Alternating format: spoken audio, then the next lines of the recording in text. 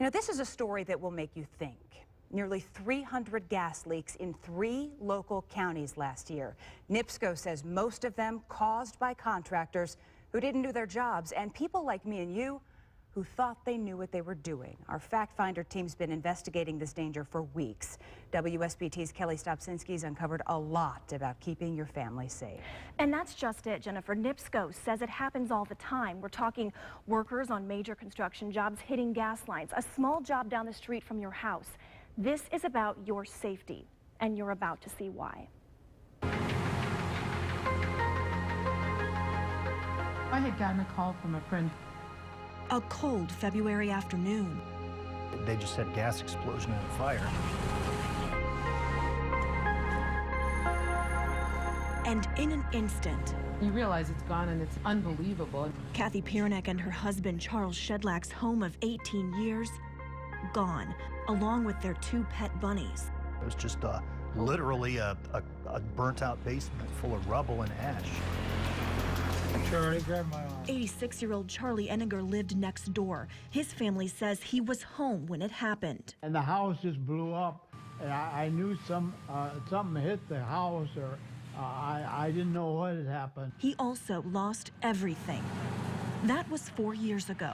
Contractors working on a project for AEP hit a gas main. They called NIPSCO, someone called the fire department. Then, as fire crews packed up to leave, a massive explosion blasted 4 condominiums on Sandpiper Cove in South Bend. I guess, according to NIPSCO and AEP and everybody else, that, you know, the utility people, I guess they thought that was safe. I mean, that surely can't be the best that they ought to be able to do.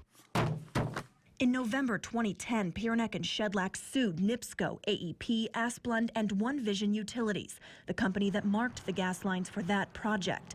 None of those companies wanted to comment for our story. It's in litigation now. I don't really have any comments about the particular incident. Indiana's Utility Regulatory Commission says it investigated the explosion. According to this 2-page, handwritten report, an IURC inspector spent about 90 minutes at the scene the day it happened. It also says no one was inside the damaged homes during the explosion. Piernick and Shedlack say that's not true. They weren't home when it happened, but 2 of their neighbors were. NIPSCO, and they tell you on their website things like, if there's gas in the area, even if you don't have gas in your house, leave. And our 2 neighbors, Charlie Enninger, who was 86 at the time, and Josephine Block, who was 87 at the time, they knocked on their doors to tell them, ask them, do you smell gas? And left them in their houses. There are a number of safety procedures that our crews are trained to follow, and they did follow in this incident. The inspector also noted questions about requests to locate gas lines. NIPSCO's report submitted to the IURC and federal government says excavation practices were not sufficient. It also claims the contractor failed to maintain clearance of gas lines. In 2009, a new Indiana law went into effect saying people can be penalized for hitting gas lines. It's more complex than that, but 1 year after that law went into effect, the Sandpiper Cove incident happened. I checked state and federal records, and I found no one involved in that incident was ever penalized for what happened. It's definitely a problem. It's a problem locally. It's a problem statewide. State Senator John Brodin sits on the Senate Utilities Committee. He says the committee heard testimony last summer from contractors concerned about the way underground utilities are marked and what happens once they're hit. This is happening too frequently, too often, and so the General Assembly may indeed just have to step in and say who's responsible. Of the nearly 300 gas leaks in Elkhart, St. Joseph, and LaPorte counties last year, NIPSCO says the majority, 160, were in St. Joe County. That's 1 leak every 2 or 3 days. According to NIPSCO records, nearly 38% of those were caused by excavator negligence, 35% because no one called to have the lines flagged, 15% were internal issues, NIPSCO's fault, and just 12.5% caused because crews looking for the lines couldn't find them or didn't mark them right. It's very scary. It's nerve-wracking. Bob Montel is safety manager for road contractor Reith Riley. He says his crews hit gas and other utility lines no matter how careful they are. We are lucky that nobody's gotten hurt. It doesn't take much to set one of those off. Indiana law requires digging by hand within 2 feet on either side of a marked utility line. One of the problems with that, Montel says, Those lines could be 6 inches or 6 feet deep. He also says sometimes lines are not properly marked. If they're outside that 2-foot area, we don't try to hand dig or vacuum excavate to find them. We're just digging away. So we have sometimes no idea that they're there. Back on Sandpiper Cove, Pierneck and Shedlack had insurance and rebuilt, but it didn't cover everything. And that wraps around over there. And it's a little bit different. The walls, where they put the walls. And they're still digging for answers.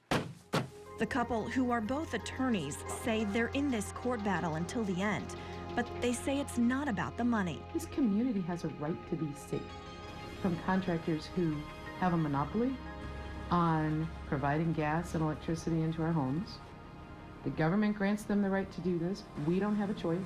Even if we didn't use natural gas in this house, there'd be gas running outside our house. They want accountability for something they say is preventable. We really want to make sure that this doesn't happen to anybody else in this community.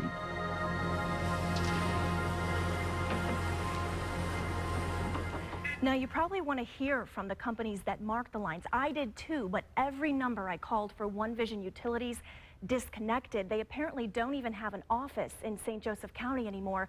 I also called USIC. That's the biggest utility marking company in the country and our area. I still have not heard back. You went over the numbers, the number of leaks for the different counties for last year, 2013. 160 for St. Joseph County alone.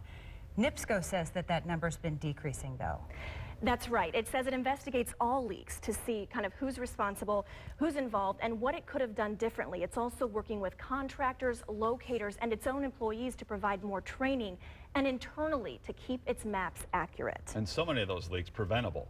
So what can we do to keep our families safe? That's a really good question. If you see someone digging, a big machine, a neighbor with a shovel in the yard, you should also see flags like these or spray paint in the ground. Red for electric, yellow for gas lines.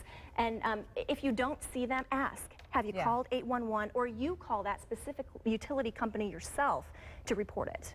Yeah,